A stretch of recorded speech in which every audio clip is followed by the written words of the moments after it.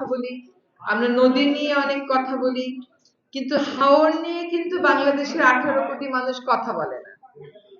হাওরটা বাংলাদেশের এমন একটা প্রতিবেশ ব্যবস্থা যেটা বাংলাদেশে ছাড়া আসলে পৃথিবীর আর কোথাও নেই।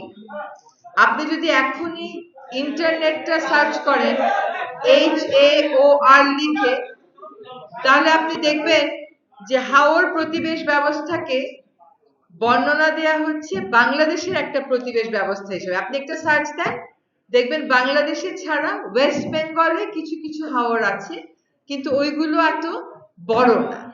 এটাকে বাংলাদেশেরই একটা ইকোসিস্টেম হিসাবে বর্ণনা করা হচ্ছে। বাংলাদেশের সব এলাকার মতো এখানেও সমস্যার কোনো অন্ত নাই। আর দুঃখের বিষয় হচ্ছে যে সমস্যাগুলোর সমাধানে কোনো উদ্যোগ নেওয়া হয় নাই, আমি তা বলবো না। একটা উদ্যোগ নিলে ওটার মধ্যে ভুল ভ্রান্তি থাকে, পরের বছর সেটাকে আবার সংশোধন করা, এই সংশোধনের কাজটা আসলে হাওরকে নিয়ে আর কখনো হয়নি। আপনারা যারা এই রুমে আছেন তারা হাওরের চিকিৎসা ব্যবস্থা, হাওরের শিক্ষা একটু বহু বছর যাবৎ শুনে আসতেছেন, কিন্তু এটারও আমরা কোনো সমাধান দেখি না। আসলে আমাদের অভ্যাসই হয়ে গেছে সমস্যার চতুর্পাশে ঘোরা, সমস্যার সমাধানে কাজটা না করা। আমি আমার এলাকাতেই সীমাবদ্ধ থাকি। নাহিদ সাহেব বলছিলেন যদি হাওরের মানুষ, আমিও তো হাওরের মানুষ, আমিও তো হবিগঞ্জের মানুষ, কাজী হাওরের কথা যখন বলেন এটা আমার আবেগে একটা বড় নাড়া দেয়। কিন্তু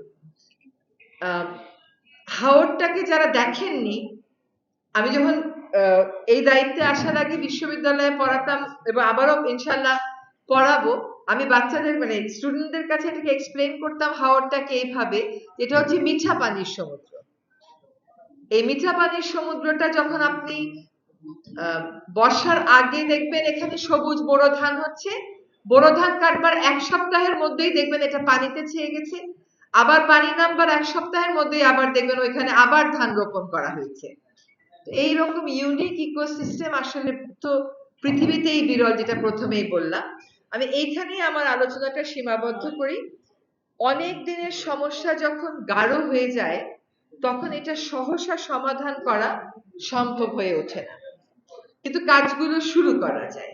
যেহেতু সব সমস্যারই সমাধান আছে, আমি কয়েকটা দলিলের কথা এখানে আপনাদেরকে বলবো।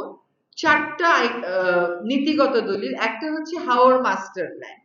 এই কাজটা শুরু হয়েছিল 2023 সালে এবং সাম্প্রতিক সময়ে এই মাস্টার প্ল্যানের খসড়াটা সরকারের পক্ষ থেকে চূড়ান্ত করেছে।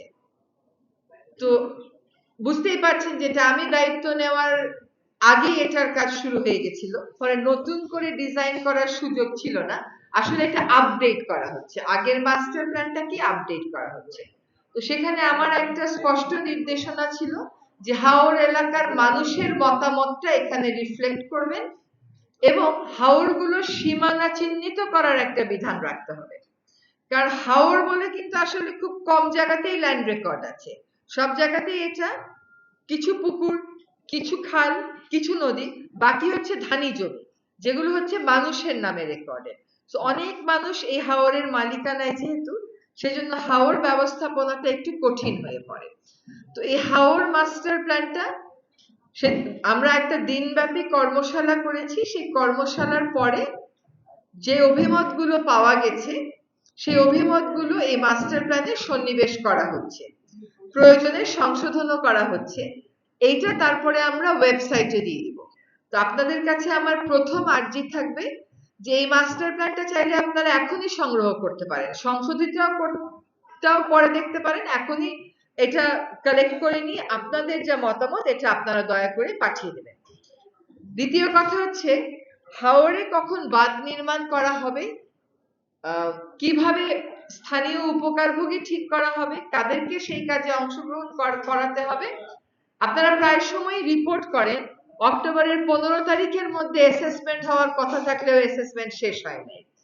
আসলে এই যে নীতিটা আছে সরকারের, এই যে গাইডলাইনটা আছে যে কখন এই কাজটা হবে, এইখানেই কিছু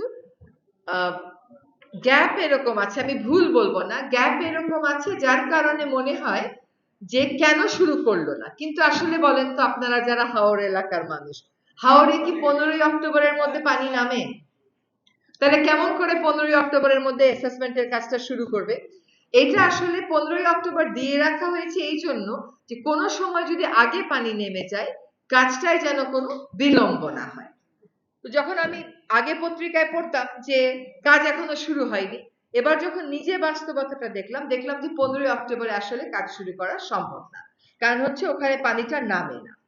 সেজন্য এই যে নির্দেশিকাটা আছে এটাও আমরা সংশোধনের কাজে হাত দিচ্ছি, আরেকটা কারণে হাত দিচ্ছি। কয়েকটা জিনিস আমাদের কাছে স্পষ্ট।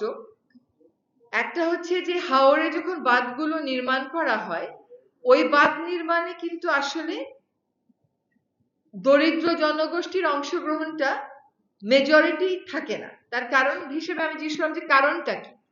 কারণটা বলা হলো যে অনেক সময় হাওরের ওই বাঁধটা নিতে হয় এমন কারো জমির উপর দিয়ে যে তাকে আপনি ওই কাজে অন্তর্ভুক্ত না করেন সেই জমিটা দিতে রাজি হয় না। সেখানে আমরা একটা সংশোধনী এনে সত্যিকার অর্থে যাদের এই কাবিটা কাজের বিনিময়ে টাকা বলা হয় এখানকার টাকাটা পাওয়ার উচিত তারাই যেন অংশগ্রহণ করতে পারে।